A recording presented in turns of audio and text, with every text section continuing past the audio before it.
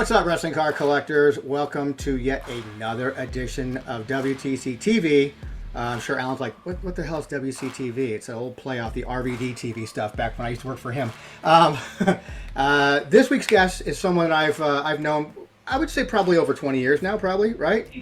Yeah, we've run into each other at various conventions, Comic-Cons, back in the late 90s, early 2000s. I would call and bug you guys all the time about wrestling card information. Welcome, just welcome Alan Gordon. Thank you. Thanks for having me. Let me first say, man, I got some bullet points for those who people don't know who Alan Gordon is, because this guy's very instrumental when it comes to the trading card world, especially when it comes to our neck of the woods, our niche, which is wrestling cards. Alan here at one point in time was the vice president of licensing for Marvel Entertainment. You did pretty much non-published Marvel stuff like trading cards and other aspects, correct? Right. I was running the domestic licensing. So anything from the toys to the video games to the trading cards to the apparel to the sheets and the towels and the watches. I mean, that was probably a pretty incredible run there. 'Cause, I mean, you were there from 88, according to your bio, 88 to 93. 88 to 94. 94? To 94. January of 94, I started Comic Images. Unfortunately, it was tough with superheroes then because outside of Batman, there really wasn't any what I would call massive publicity for Marvel. The fans loved it. We had tremendous fan support for a lot of the collector type and really product directed towards the core. But it wasn't until some of my later years at Marvel when we got the X-Men TV show on, I think it was Fox, if I'm not mistaken. I'd have to go back and check that. And that really, what I would say, opened the world to how great those characters and all the other Marvel characters really were and are.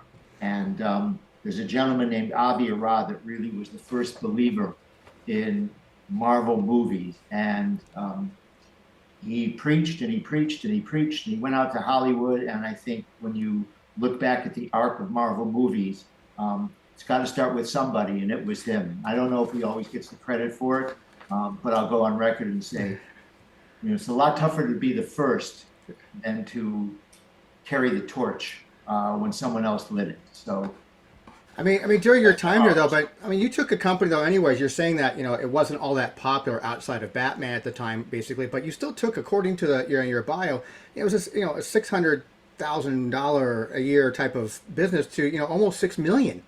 Well, we were fortunate in that. And again, I've been very lucky in my work career that I've worked at great places with great people. And yes, there's always BS going on. Of course. But it was really supported. So in the case of Marvel, it doesn't take a rocket scientist to recognize that there should be Marvel video games. You go hand in hand. What was great about, I'd say, the support staff at Marvel is we had our editors working on the storylines of the video games with the game developers. So when we did publish a game, it was really true to the character. And I'll remember, again, we'll get to Marvel trading cards. When we did the first trading card line, we convened a meeting with a number of people in the company from all areas of the company, just to kind of brainstorm as to how to best depict our characters on trading cards. And the guy who was the head creative at the meeting, guys, unfortunately, he's passed away, Mark Gruenwald. He was the keeper of the Marvel Universe.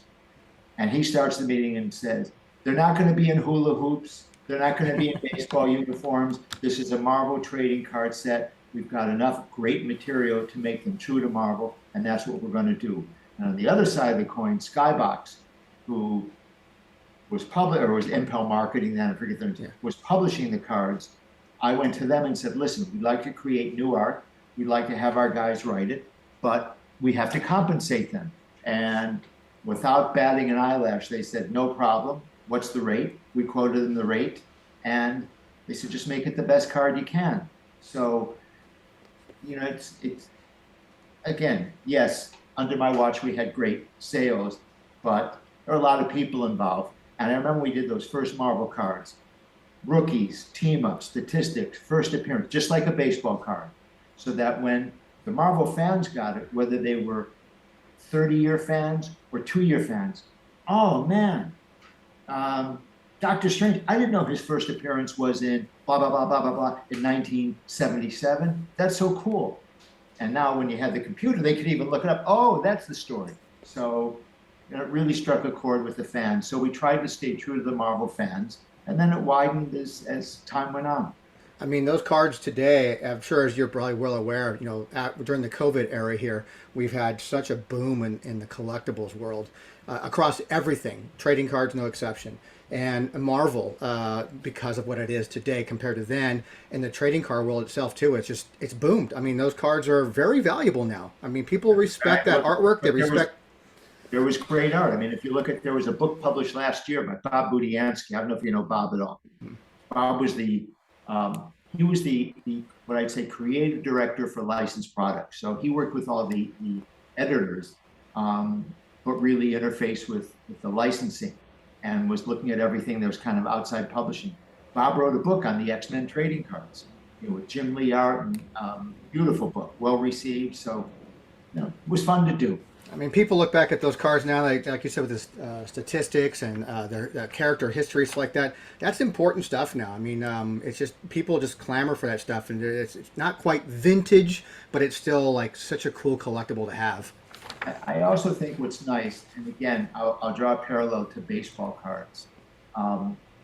If let's say you're a 10-year-old kid and you're turning on TV to watch the playoffs this year, and you see Aaron Judge and he hit 62 homers. Yeah, and let's say you're living in Utah or California. I don't know Aaron Judge. You get the card. Oh, he broke in this year. Look at his statistics from his rookie year. Now you can go on the computer and see, oh, he played high school here, then he went to college.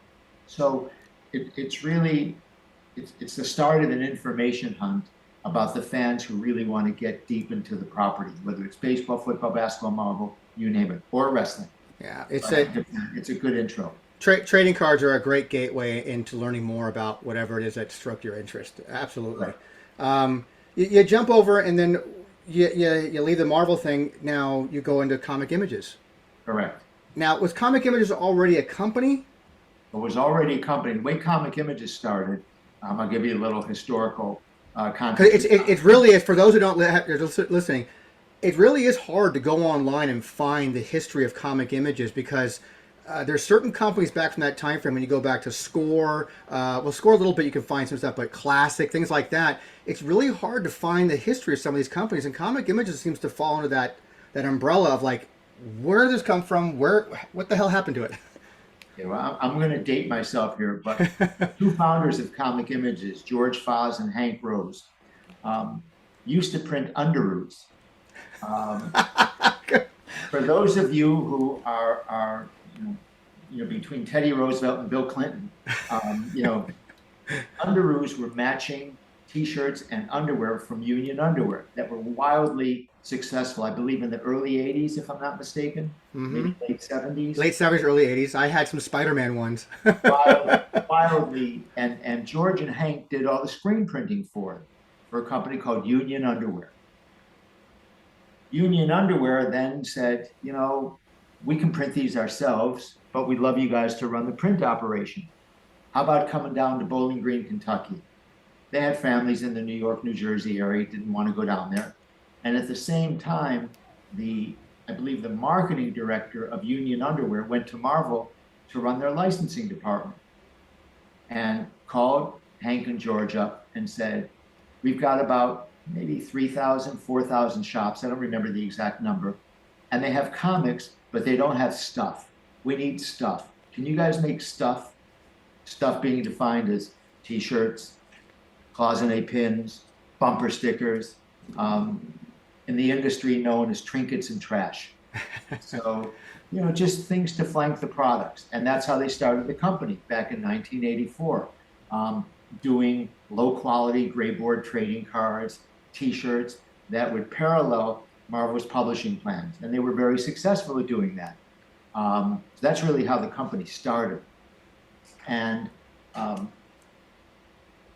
Hank and George were very creative. And I think because they were doing non-sport trading cards with smaller runs, some of the the paper manufacturers who were testing new types of paper, new types of printing, could work with them because they would take a gamble on it, because it wasn't like printing a, Topps 1983 baseball card series. Sure. To do different types of papers. So they were really the first to do, remember chromium cards? Oh, yeah. Started a San Diego company, I think Signs and Glassworks, that was doing advertising and book covers. But I believe the first chromium trading card could have been, it was either, I think, Olivia. Could have been Lady Death. What? Was it Lady Death? Conan or Boris Viejo art. Ah. They were doing that. So again, very inventive, very creative. So that's really how the company started and just evolved from there. And I don't know, the hunt goes on for new licenses, and because Marvel started expanding what they were doing and bringing other people on, and just evolved. So why would you leave Marvel then go to Comic Images? It was time. How's that for a political answer? I mean, you jump into a trading card business though during an era that was really struggling to get people interested in trading cards. Yet you guys still were able to pick up licenses and find a niche where it was still becoming, I guess, profitable for you guys. We still had a T-shirt business that was pretty good, doing the Marvel T-shirts. We probably did anywhere from 12 to 15 T-shirts a month based on the Marvel publishing. We picked up some other licenses and had some what I would call other trinkets and trash business that paid the bills.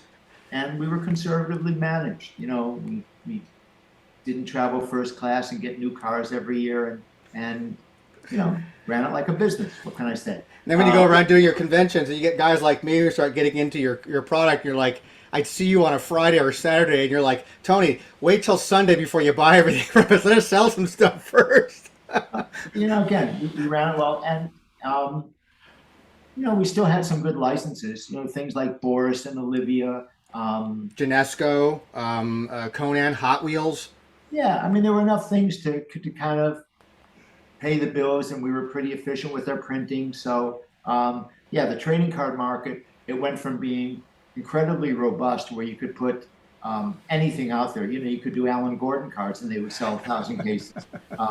And then after the baseball card strike in '94, we lost a lot of retailers, as everybody's well aware of. And there was just too much product on the market. And maybe you'd sell 10 cases of Alan Gordon cards because my family would have bought them. But I might have bought a box or two. Thank you.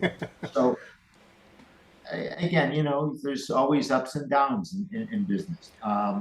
And then I don't know if you want me to segue into the wrestling cards. Well, that's what I was going to do, segue right into that. Ask you, when did you guys start negotiating that deal with WWE? That's that's also a big juggernaut at that time, because that's when wrestling was white hot, man. It was white hot, but at the time, I actually think that the WWF at the time was not as popular as the Turner Wrestling. I think it was WCW. WCW was kind of kicking their butts for a while, and Topps had that license. Kicking their butts. But I knew other WWF licensees, and they were all pretty happy with the license and the company. I knew some people over there. I just thought it was really good. They were pretty easy to deal with in terms of wanting to get their cards out there and their superstars out there. And it just worked. So they were amenable. I think because Topps had WCW, they were looking for someone else. And they understood that we would really give it, we would put our hearts and soul into it. And then we went there and started working with them. They were great. Again, like the people I was supported with at Marvel or other stops in life, working with the wrestling people, they really wanted this to be great, because they also recognized, while it may not have been as much money as a video game or toys, the exposure points are tremendous. Mm-hmm. So we had tremendous access to photography. And again, we took a page out of the Marvel playbook. Hey, remember there was a WWF magazine? Yep. So we met with the editor and we said, do you have any of your freelancers who'd like to write the back of the cards? So when they read it, they're actually hearing the announcer. Yeah, And because those cards back then were that first release you guys put out was the 1998 Superstars. Of correct. course, everything back then ended in a Z, not an S, That's correct. because they had to match that attitude. I mean, but the colors, they're full bleed cards. They're bright. They're colorful. They screamed Attitude Era at that time, and they were written in a style, like you said, that really captured that time. Well, the editor said, "I'll write them." I said, "Okay." So now we've got, again, everybody's pulling the same direction. The art guys are saying, "No, use this image. This is better. Oh, I got a great image of the rock for you." Okay, this is easy. It's like going to the cafeteria and the chef says, "What can I cook for you?" So we got a great writer, and I called some of my old contacts from the Marvel days who were servicing people, like at the time Kmart and Target and Walmart, and they said, "Yeah, we'll rep it, not a problem." So again, great property. The people at the WWF really cared about wrestling. When I say really cared, that's in all caps.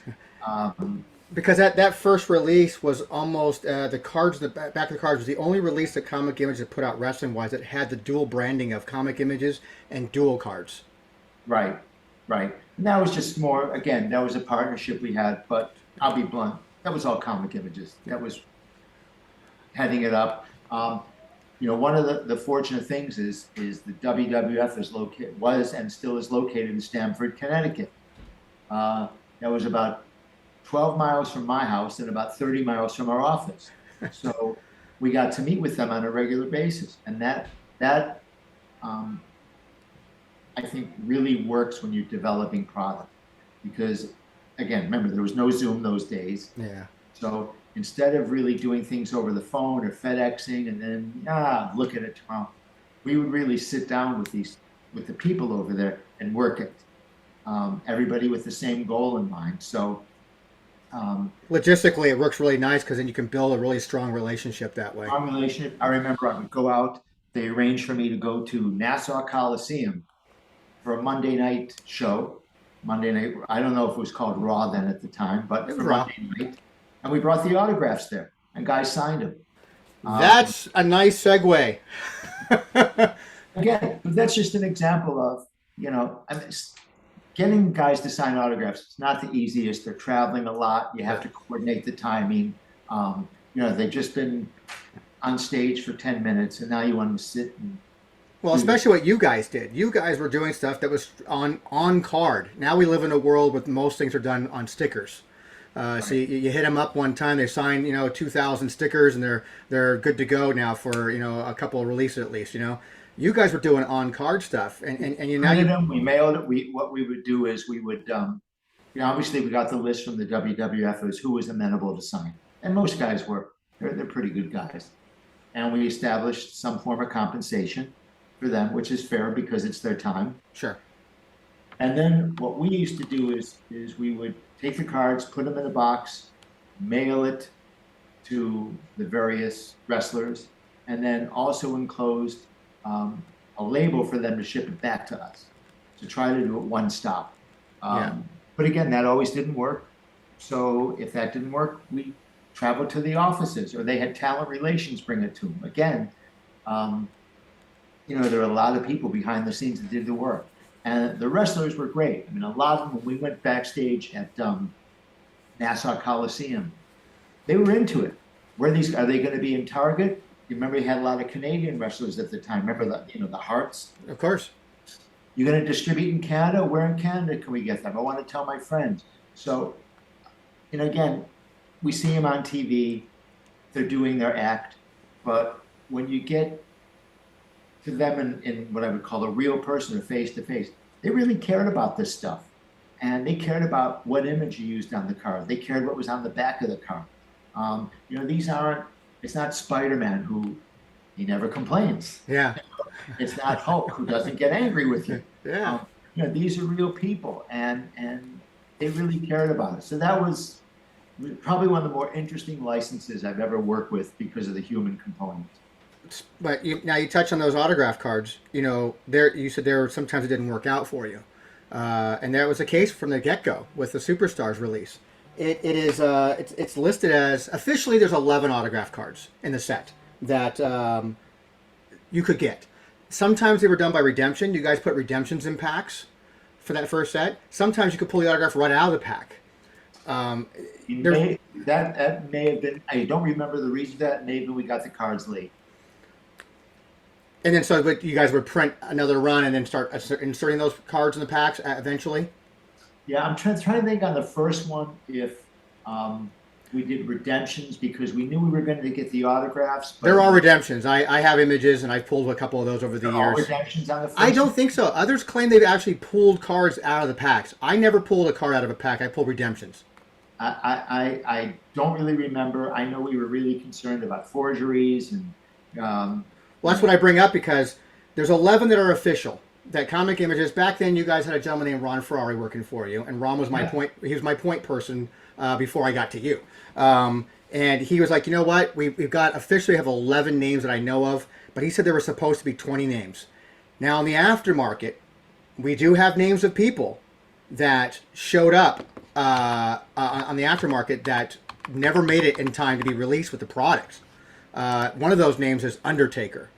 Another is X-Pac, Mark Henry, Ken Shamrock, Farouk, Animal of Legion of Doom. These are people who never were part of the official release, but somehow those cards found themselves in the secondary market. That I don't recall. I remember we had, we did get some Rocks, I think. Yep. Oh yeah, Rock is very popular right now. I think we had Stone Cold, but I don't really recall 100%. Yeah, he's not on the list of 11 people, and that's why one of my questions I want to ask you. No Stone Cold? That's pretty crazy. He was very hot then. Sometimes they just didn't want to sign.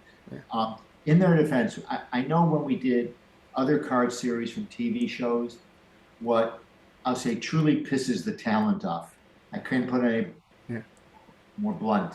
Whether it's TV shows. We're very blunt here, sir. You can say whatever the hell you want. They love when they have no problem signing a card for a fan.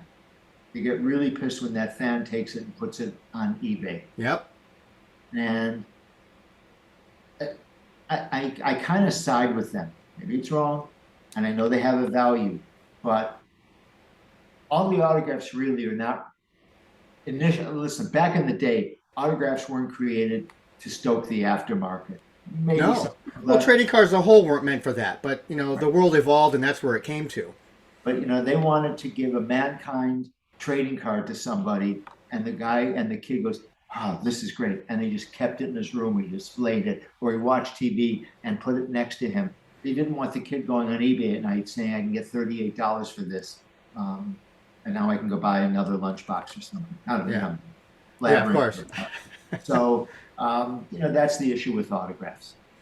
It's just it's always a mystery. Do one thing? Is there any way you can put to rest the people want to know? Because right now you mentioned The Rock. He's probably that's the most desirable card from that release is his autograph card from the '98 Superstars, which arguably can be looked upon as the card release that really launched modern era of trading cards for wrestling cards. Because it did things like that. That was kind of rare for the genre, offering autographs. You had a Stone Cold Omnichrome chase set in there. You guys put out a binder, which no other companies were putting out binders for the set. We borrowed a lot. I'm sorry to cut you off, but we borrowed a lot from the Marvel cards, and what we saw was just going on in other businesses. I think when you and I spoke last week, the wrestlers really paralleled Marvel in a way. There's good guys, there's bad guys, there's teams, there's tag teams, there's Marvel teams, there's first appearances, there's belt holders, there's champions. So you could really do what I would say was an intelligent set of this. And the binders, we'd always done binders because people want to collect. It was a nice little plus business. If we made, I don't know, $1,000 on a binder, it didn't matter. Because we were really basically doing them kind of at cost so that the fans would have someplace to hold their cards. Well, speaking of those binders, man, just to kind of segue off a little bit off topic, you and Hank are the main primary reason how I ever got on eBay to begin with, because of you guys. back Oh, in, I want to say, 99, 2000. It might have been Comic Con San Diego. It's a Sunday. You guys like, hey, here's a hell of a deal. We crammed 2 extra binders. There's 22 binders in this case. You gave me this smoking ass deal on it, and you're like, go put it up on that new eBay thing. You'll make money. Just get out of here with it, man. We don't want to ship it back to New Jersey, man. And I'm like, all right, I guess I'll try this eBay thing, and that's your guys' fault, and I blame you 100%. we'll take the blame. I would tell what a genius I am. I don't have any of those wrestling cards in my house. None. That's No incredible. autographs. I think the autographs we gave out to everybody. We didn't keep extras for ourselves. It was probably a blunder. And But who knew? Who knew? somehow the cards we had, I don't know, they got lost in a move. It's a typical thing. But when we did the cards, we never thought, let's keep these. They may be worth something one day. And same thing at Marvel. I don't have like old Iceman toys, or I do have some Marvel cards because they put together a binder for me as a kind of going away present. But we just never thought of the world that way. It was, fans like it. We have a business to run. Have a nice day. Can we put to rest, possibly? Is your memory there where we could think of? Do you remember what print runs were for autograph cards for that first series? On average? I want to say 50, but it could have been 100 for some. Maybe some of the, I know someone like The Rock, smaller the better. But then if you had someone like, I don't know, you said. Well, those are names. I mean, official release stuff. What actually was, redeemable. You had Billy Gunn. You had China. So maybe they would sign 100. It wasn't a ton. I mean, even you had Owen Hart, which that's his only official autograph card. Yeah. Again, I don't remember what the run was, and I don't think we numbered them. No, they weren't numbered. But relative to the run of cards, it was pretty small. Just curious. Some people speculate 200, 250 on average or something like that. That seems to be a normal type of number, per se. It could have been. I don't remember, and I don't have the notes. Again, maybe some of the, not to denigrate them, but the lesser talent. But I can almost assure you there was not 250 rocks. There you go, folks. There are people out there wanting to know, because there seems to be, you can't check eBay on any given week and not see a rock autograph card, typically in a PSA slab. You won't see it online. Not see it online. It's always available. So it's like, well, how many of these exist? And maybe it's a card that's just switching from one hand to the next, the same card. I mean, who knows? But they go for mad money. I can tell you that. And high grades, we're looking at possible 5 figures there. Because Alan Gordon and Hank Rose don't have them. They don't have them. You guys put out a number of good wrestling sets. You started with Superstars. Then you did SmackDown. Then you immediately followed that up with SmackDown Chrome. Then you guys did WrestleMania Live photo cards, something a little bit different. You did a No Mercy all foil set. Then you did a Rock solid set, all about The Rock. And that was supposed to have autograph cards. The promo cards themselves say autograph cards and tattoos. Boxes never had those. They never had tattoos or autographs. Again, I don't remember either why he didn't sign or if there were ever cards. That set was not super successful. Unsigned versions of those cards, by the way, have very rarely, but they have surfaced. Interesting. I thought I was a genius for doing a Rock set because what we tried to do is have one or maybe a major set every year because there's always new talent, new champions, Sure. And then do a subset. So it could be WrestleMania. It could be, I don't know, the greatest matches of all time. To your point, yes, you do different substrates. You did the photo cards because we're just trying to be different. Yeah. You can't give fans the same, here's Stone Cold Austin winning in Detroit in 1997, 7 years in a row. So, of course, I said to Hank, I have the idea. We're going to do a Rock set.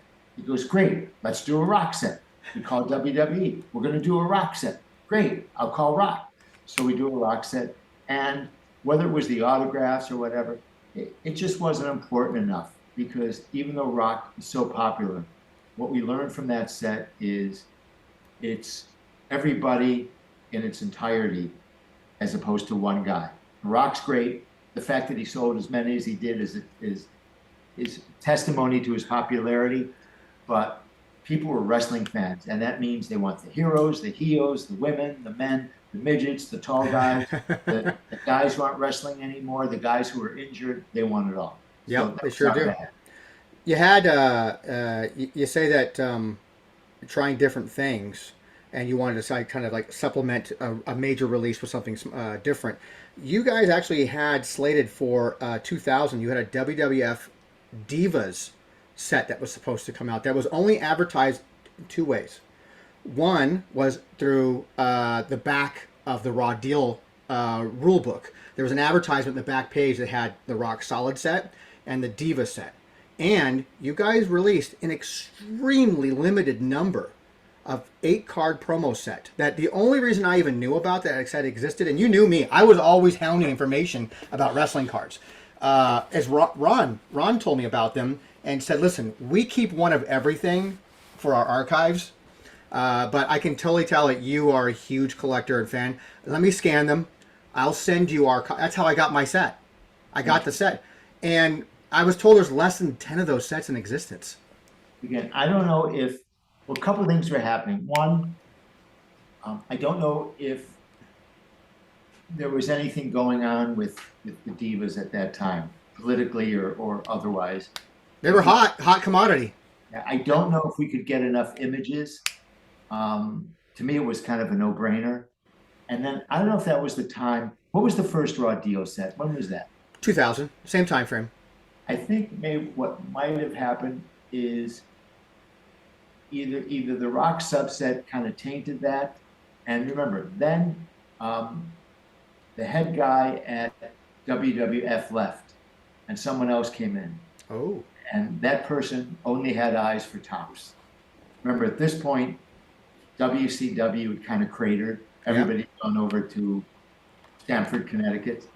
And I think she basically pulled the license from us. And that's really when Mike Foley said, you know, we've been talking, I think there's a collectible card game here. And because right when the card game started is when the license for the trading cards ended almost. Right. And so it looks like maybe just at the timing was you guys never got around to actually making that Diva set because that license just got, I didn't know, like what, they yanked it from you. They yanked it from us. But you know, sales have been declining. But the next year it went to Fleer the next year, and they had a series of hit after hit after hit of that product. Yeah, I thought I went to Tops. Nope. I thought I went to Tops. From 2001 to 2004, Fleer had that license and put out on average 2 to 3 sets a year of WWF/WWE products. Yeah, and I know they did a lot of the same thing. I knew some of the guys at Fleer. I don't know if they kept pumping it out, but the market was pretty saturated at that point.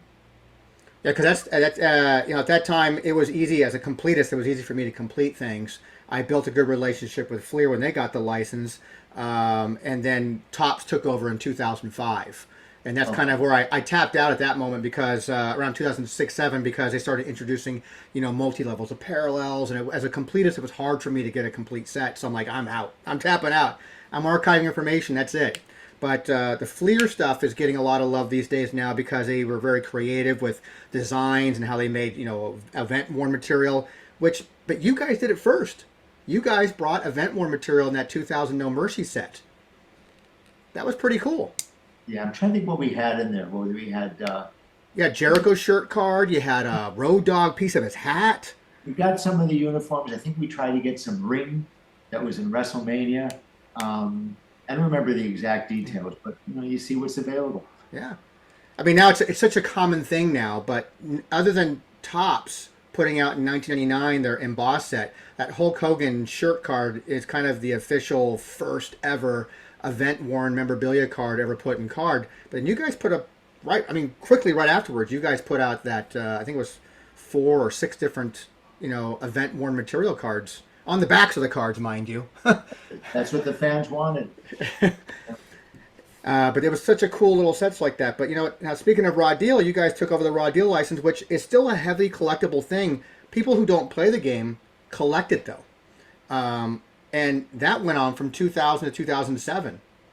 I mean, how did that come about for you? I mean, you're picking up a CCG license is a different thing than an actual trading card license. Really, that was Mike Foley was I guess a closet gamer, and felt that he thought he thought there should be a WWF collectible card game.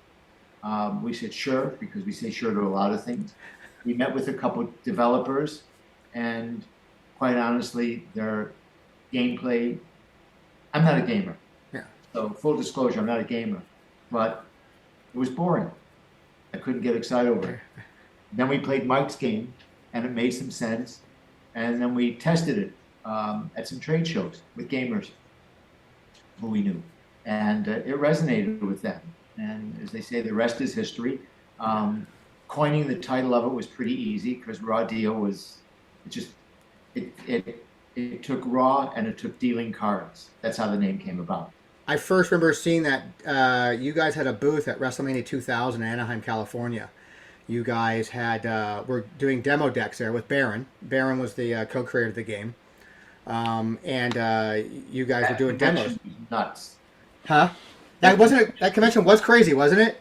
Oh, it was nuts. We had to fly some stuff in. We had trading cards there. I think we had some posters or something. You had oversized exclusive fan fest, and we had to bring them in. Ron, I think, FedEx them to us Thursday night or Friday night.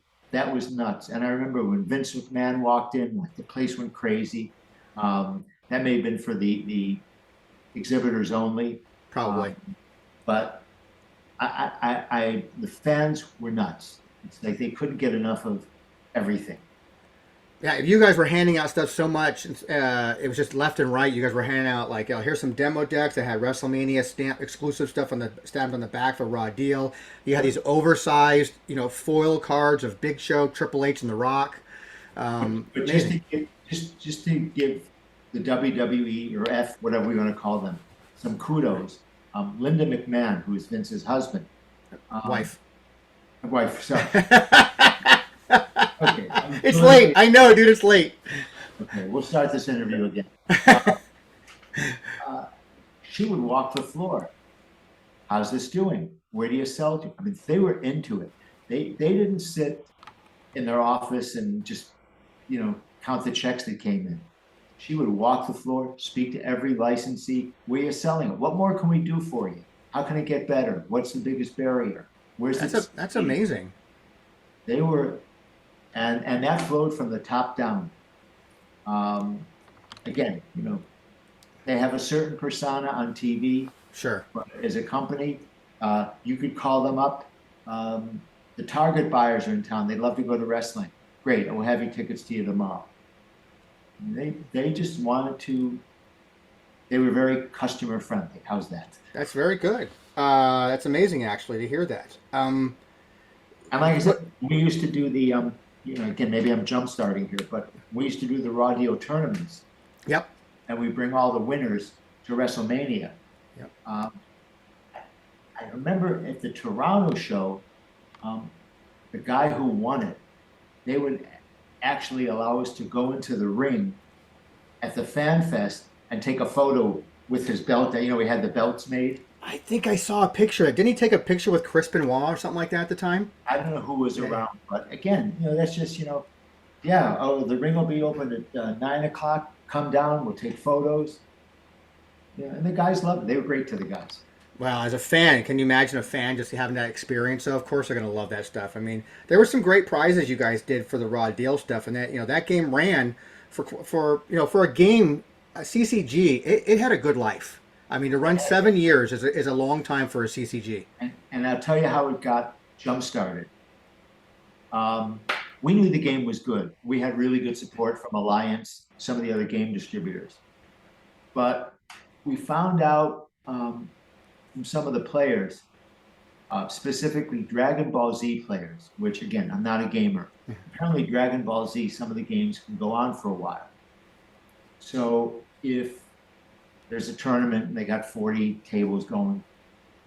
When the Dragon Ball Z games ended early and they had to wait for the next opponent, they started playing Raw Deal because the game could be played quickly.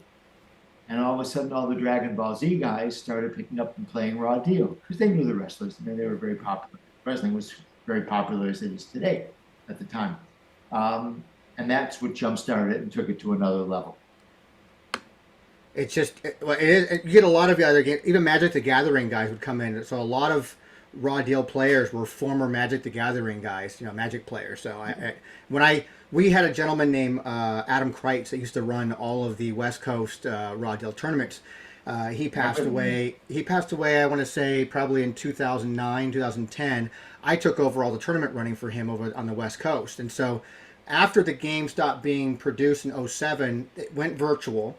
They still continue to keep having world championships at Gen Con. It was sort of like, bring your own ass there kind of thing. And I supplied them for 10 years. I supplied them with prizes every year, autographs, belts, whatever I can give them to keep it, because I was a heavy seller of the product itself. So it just took on a life of its own, like that. But 07's when it stopped after it tried to reset itself with the Revolution sets. That was my fault. Seriously, I was going to ask you. So, what is the official ruling as to why Raw Deal went away? Well, we were in a conundrum. We started hearing a lot of complaints, and again, I'm not a gamer. I'm a business guy. Yeah. That it was very, very difficult for newbies to come into Raw Deal, because if you didn't have this arsenal of cards, you were going to get your ass kicked. Pretty much. And at the same time, wrestling was not as popular as it was back in 2000. This is also true. Still living off, to some extent, Stone Cold, Rock, Mankind, Taker. There were some new ones that would come in, but still a lot of the old guys. And I don't know if as a company they were overexposed. Remember, when we started working with them, I think it was just Monday night, maybe some Saturdays. Then it became Monday, then Tuesday, then there was a Thursday. So well, you guys made a whole set devoted to that new show called SmackDown. Right. So we had to make the decision: do we try to recalibrate the game and make it fun and hold on to existing players in the hope that we can birth a new generation of players? And we had tons of conversation, went back and forth. And in the end, we decided to roll the dice, so to speak, that we could do this and make it popular and bring in a whole new generation of players that wouldn't feel like they're not part of the club. It's like, I don't know, you play basketball or something and you go to the same guys every week.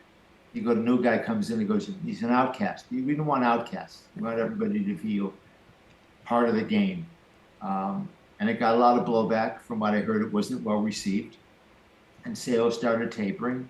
And at some point, it just didn't make sense to manufacture it. I think the WWE thought it was time to give it a rest, let it breathe and refresh. It never had a chance to come back. Was there ever a talk about possibly bringing it back? There was talk, actually, even as recent as 3 years ago, to bring it back as an online game on their website and play it quickly.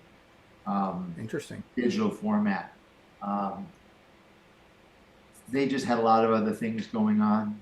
The world kind of changed, and they have some very successful online games that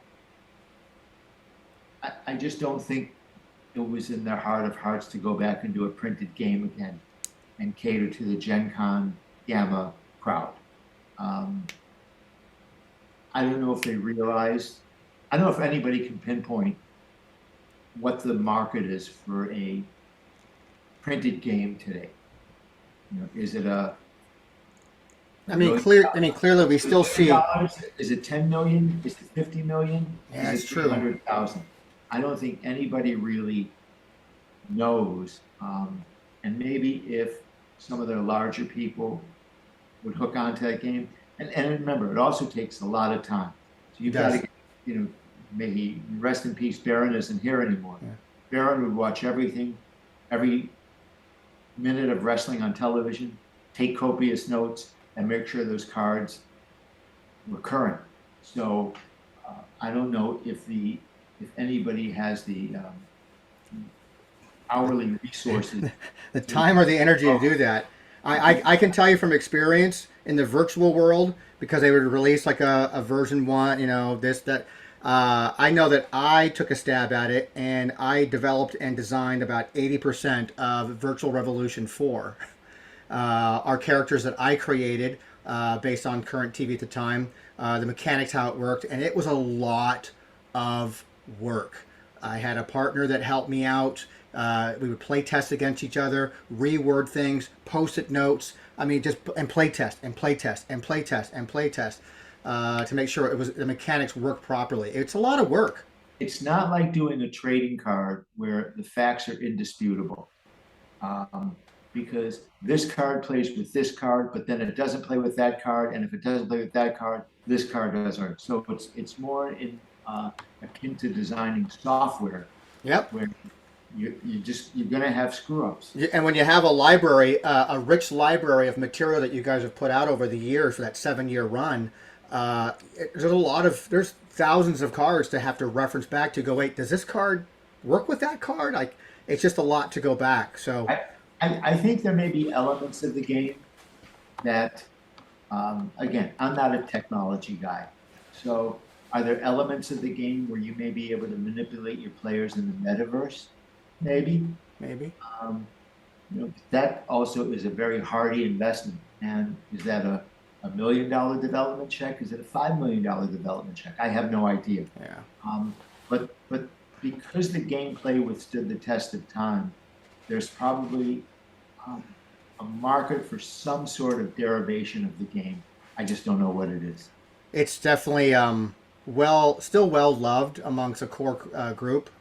It's far and few between when you see someone new coming into it. What you end up seeing is people coming back to it who haven't been into it for a long time, going, "Oh, I have those cards in my attic," or something like that, and want to play.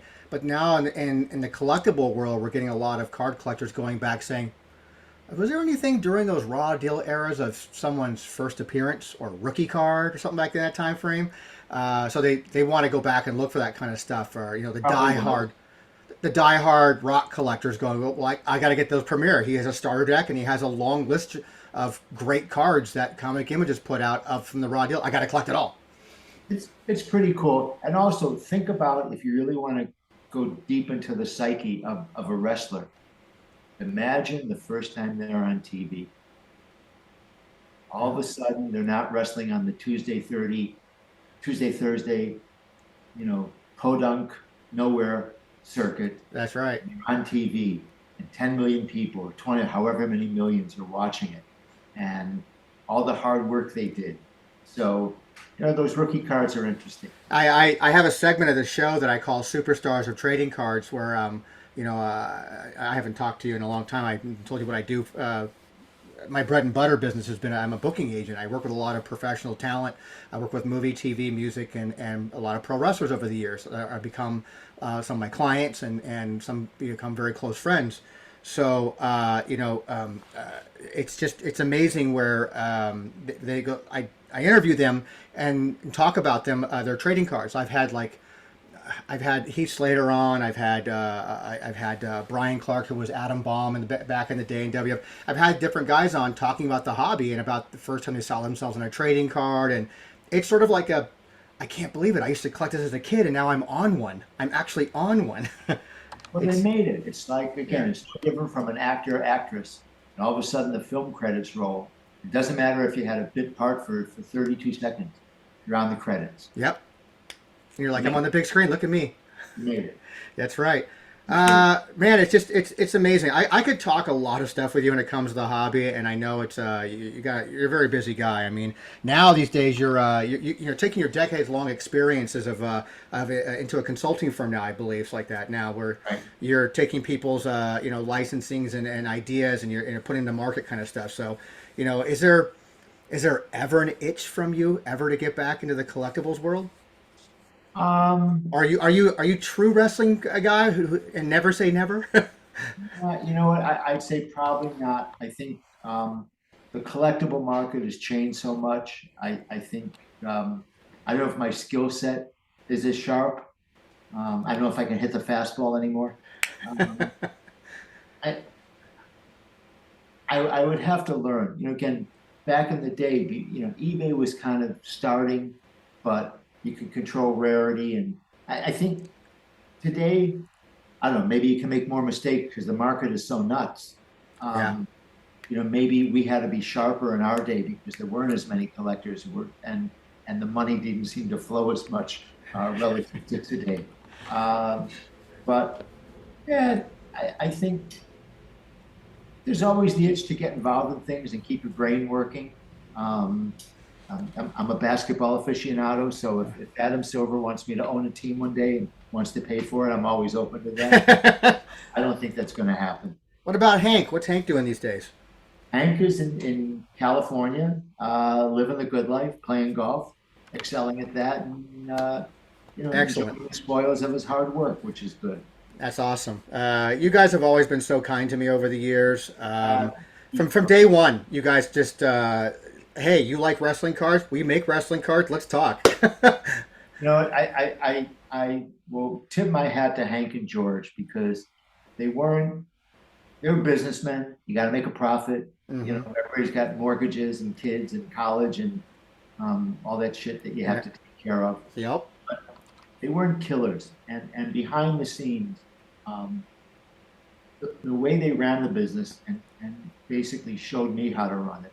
Um, we paid people in 7 days because we work with freelancers. And if listen, you're a freelancer. Hmm.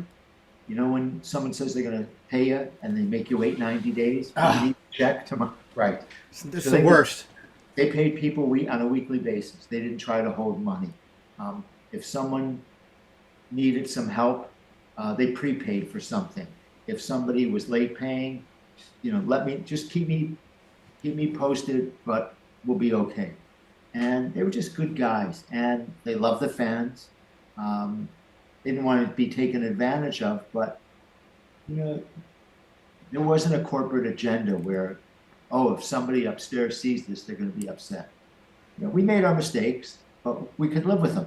So that's a very comforting situation to be in. Nobody's perfect, man. I quote good old Mr. Kevin Nash. It told me like the last perfect guy on this planet got hung up on a cross. I'll give you one other story from my pre-Marvel days. So we had a property, which I'll tell you at the end. This is like my goodbye statement. Let's do it, man. We're ready to close up, so do it. We had a property we thought was great for the fast food business. Today, I think it's called the QSR, quick service restaurant. Mm-hmm. And this is back in 1984, 85, probably 85. We took it to Burger King. They passed. We took it to McDonald's. They passed. We took it to Wendy's. They passed. Arby's, Roy Rogers. There were probably 7 decently sized fast food places at the time. They all passed. This was at Kenner Toys. The vice chairman came into my office, looked at the presentation. There's nothing wrong with this. So in the end, he says, listen, they don't get it. It's okay. I want you to take it to these people in Atlanta, and we'll do it for grocery stores. So we did it for grocery stores. You went in, you got a board, you got tickets, and you played it. And it was more than mildly, it was pretty successful for the grocery store world. I get a call from the largest quick service restaurant in the world. Guy says to me, we had a region, and we saw you were running this at a grocery store in St. Louis. We have a regional who thinks this would be great for our national program. We want to take it. You know what that property was? Tell us. Monopoly. That's right. I remember I read that on your bio, actually. That's how the Monopoly McDonald's game started. It was first the printed matter came out in January of '87, I believe. Late January, early February. Sold out in 4 weeks. But the lesson out there for all you youngsters out there, All you entrepreneurs. anybody, McDonald's and everybody else turned that down. It took the secondary road to get noticed, that being grocery stores, and then McDonald's picked it up. So, if you have young entrepreneurs out there, keep knocking out the door. Not everybody gets it. Sometimes things happen by accident. Absolutely. Keep knocking on the door. If it's something, it's kind of where, this is our 20th anniversary of being WTC, WrestlingTradingCards.com. And it's something that I think typically probably would have went away years and years and years ago. But it's such a passion thing. It's kind of plays into the entrepreneurship. If you have a passion for something, and people tell you no, but as long as you still believe in it and you keep putting the work into getting it, it just will keep going until something is going to happen. It was funny with that one. We always said to ourselves, how effing stupid can they be? You go, you get Park Place, you get Boardwalk, and you get money. What's so hard about that? Okay, I leave it at that. That's so great, man. I know you're a busy guy, man. I'm just so honored and happy that you were able to. I've tracked you down. This is a wonderful trip down memory lane. At some point in time, there might be a round two, sir. We might have to have a round two with you at some point in time where we can have something specific to talk about, narrow our focus down a little bit more. But, man, you've got decades of experience in both marketing and taking things to market, obviously licensing. And it's just interesting to hear from someone with so much experience as you. Well, it was my pleasure to do it. You're welcome to do version 2. We'll do the next one. We'll call SmackDown or something. And you know my number and you know where I live. So keep reach out. You got it, man. I appreciate it. Everybody, I hope you really enjoy this. Please like, share, subscribe, bitch, complain, whatever you want to do. I don't care. As long as you're engaging, I want you talking about the hobby. It's a hobby that's grown. It's a hobby we love. This is almost 2 years of me doing this now, of this thing here, which is unbelievable to me because I never thought in a million years I would do it. But here we are. And I appreciate all you guys. Check out WrestlingTradingCards.com. All of our social media platforms are available on the bottom of every single page, which I think we just hit over 1,000 pages now we've put up there. So there's almost 1,000 checklists of wrestling cards that exist in the world. It's incredible. So, check it out, guys. And with that, I say thank you so much, Alan. And until next time, Thank you, man. we are out.